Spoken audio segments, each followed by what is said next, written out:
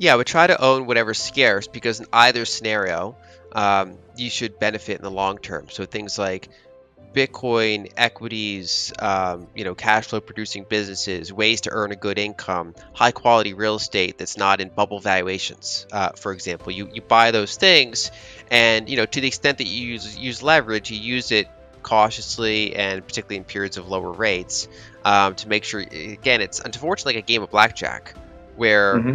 generally if you're not using any debt, you're kind of the people other people are dunking on, right? You're the one that's kind of not Right. benefiting from the situation. But of course, if you overuse leverage, Expert financial analyst Lyn Alden has once again blessed us with her meaningful insights regarding Bitcoin, ETFs, and the macroeconomy in a recent interview with Anthony Scaramucci.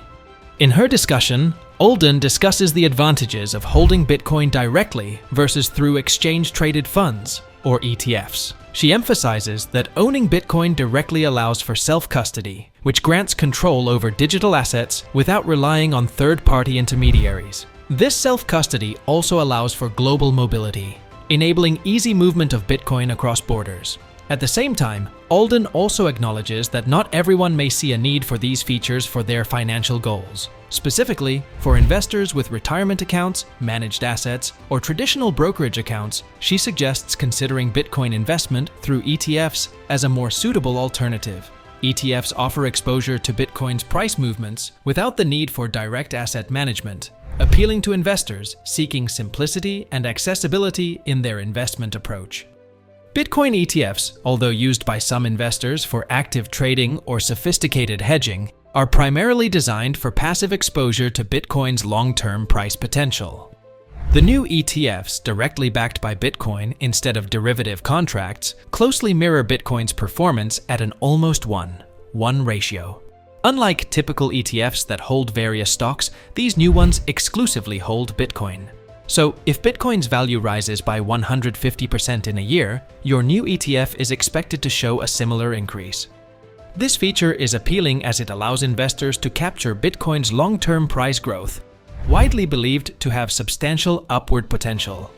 Predictions suggest Bitcoin may surpass its previous peak of $69,000 and could even reach beyond $100,000 by the close of 2024. Forecasts like Kathy Woods from ARK Invest propose values exceeding $1.5 million for Bitcoin by 2030.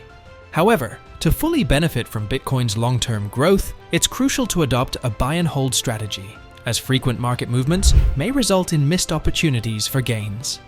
We will now bring you clips as Lyn Alden differentiates Bitcoin and ETFs and defines the true purpose of Bitcoin. As we do, please give us a like, comment, and subscribe for more insightful content. Your support keeps us going and helps us to continuously improve. Thanks, and enjoy the video.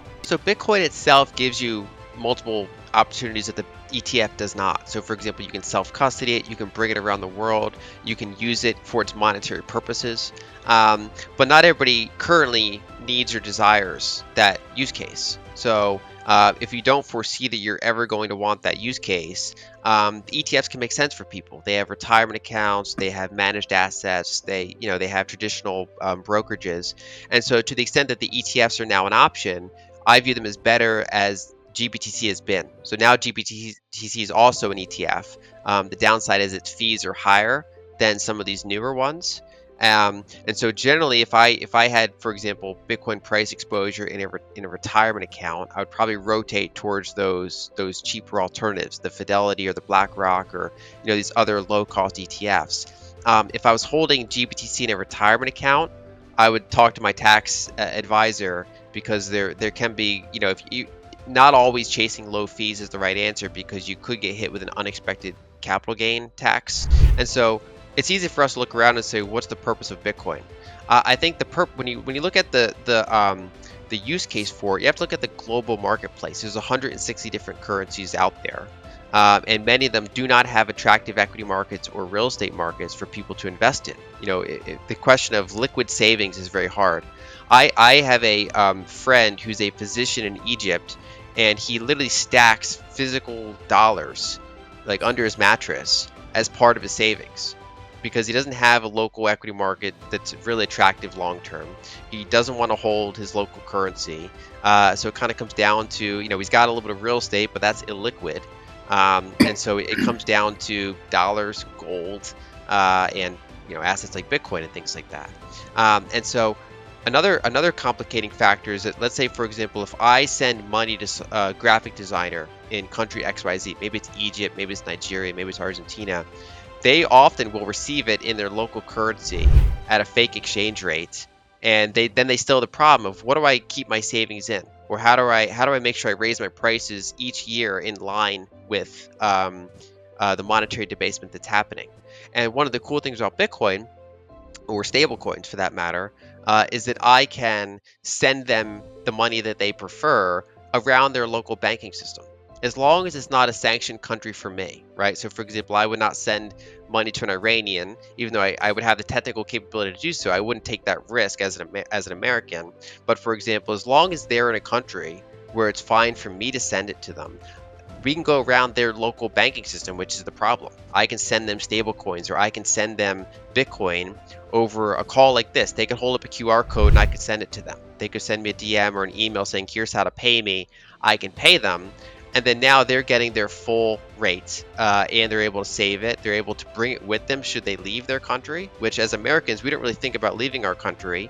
But if you're in Lebanon, or if you're in Argentina, if you're in Venezuela, like I personally know someone who moved from Venezuela to Canada, and he brought Bitcoin with him, whereas many other Venezuelans just leave penniless as they try to flee, because it's very hard to actually bring value with you outside of countries that have that problem.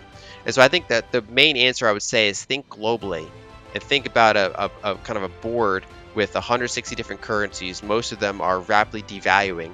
Most of them have capital controls to varying strengths around them.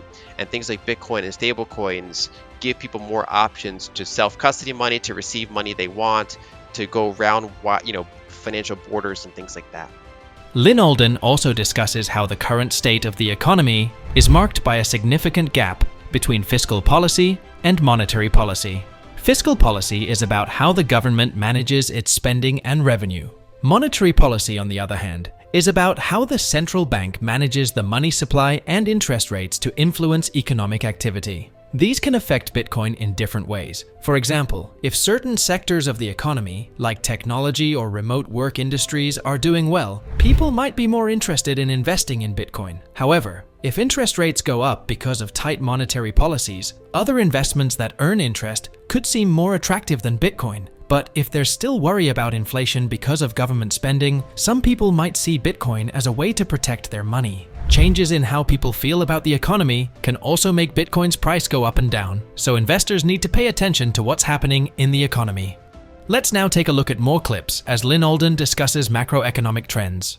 Happy to be back. Thanks for having me. I think the description of the macroeconomy is that we've had one of the biggest divergences between fiscal policy and monetary policy in recent memory. And so the general tightness of monetary policy is higher than normal. And at the same time, the looseness of fiscal policy, meaning the size of the deficits, especially relative to the size of the economy, is larger than normal, especially outside of a recession. And so that gap is resulting in sectors performing like their divergence in performance almost couldn't be wider than it has been in history. So for example, things that are not sensitive to interest rates, at least as much, like profitable tech companies or restaurants and travel, things like that, they're generally doing quite fine. Whereas when you look over at commercial real estate or unprofitable tech companies, or things that in general are either highly reliant on issuing equity or highly reliant on kind of shorter moderate term debt, those are the industries that are really struggling, especially if they've also been impacted by changes, things like work from home. And so this everyone's kind of focused on the question of recession or no recession, whereas I'm generally finding that some sectors are already deep in recession, whereas other ones are booming. And so you have to kind of answer that question on a sector by sector basis because you have this bigger than normal gap. And so the FOMC meeting and also the Treasury announcements this week were informative. They showed us a slight diversion from the trend we've seen over the past quarter. So, the past couple quarters, We've seen larger and larger fiscal deficits, a lot of bond issuance, especially a lot of short duration, like bill issuance, which is really good for liquidity. And we've also seen the Fed get more dovish over time. They kind of finally eased their hawkishness. But what we saw in this recent week was that the Treasury came in lighter than expected for how much deficits they're expecting to run over this next quarter or two. And we also saw the Fed push back a little bit on the dovish narrative. They kind of reaffirmed some degree of hawkishness. They kind of took March rate cuts off the table, and they kind of delayed any sort of dovish action outright. And so I think we're seeing a little bit of a consolidation with expectations going forward, but I think the overall structural view is still the same, which is that you have relatively tight monetary policy and you have relatively loose fiscal policy. I've in the view of either no recession or soft recession, and the way I describe that is kind of sector-specific recession, or the type of recession you generally see in emerging markets, which feel quite different than a recession you get in typical developed markets. So when people think of recession now, they often think of either COVID or they think of the 2008 financial crisis. Whereas, for example, if you go back to the prior recession, you had the 2001 recession, which was obviously very bad for equities given how overvalued they were. But the actual recession itself was quite mild in terms of the unemployment rate, in terms of the GDP contraction, in terms of what other sectors did. It was not a very severe recession by most metrics. And I think that to the extent that we do get a recession, and I admit, in 12 months, there's a lot that can happen. But to the extent that we do get a recession, I would expect it to be more like that 2001 variety, where some of those unemployment statistics and some of those GDP contractions are maybe not as severe as people fear. But that, of course, can still have very big implications. I think one of the biggest concerns in the markets is that a lot of the bond proxy type of equities, so kind of defensive, high quality equities, a lot of them have been bid up to very high valuations. Costco, for example, it's a great company, but the stock is trading at valuations that make it look like they're doing AI or something, right? And so Exactly. you have that problem.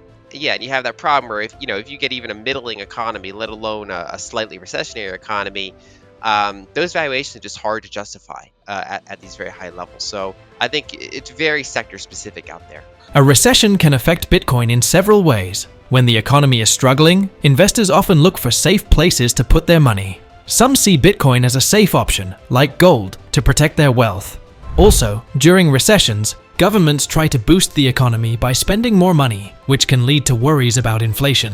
Bitcoin is seen by some as a way to guard against inflation because its supply is limited. Recessions usually make markets more unpredictable, which can cause Bitcoin's value to go up and down as investors react to economic news. However, tough times can also spark new ideas and advancements, which might benefit Bitcoin and the technology behind it.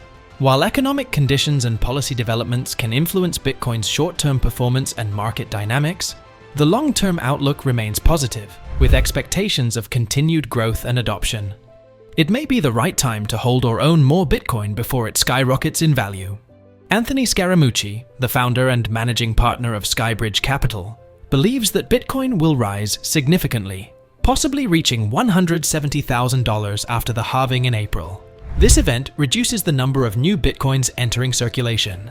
Scaramucci also has a long-term outlook, suggesting that Bitcoin could attain half the market capitalization of gold, potentially raising the price of one coin to around $400,000.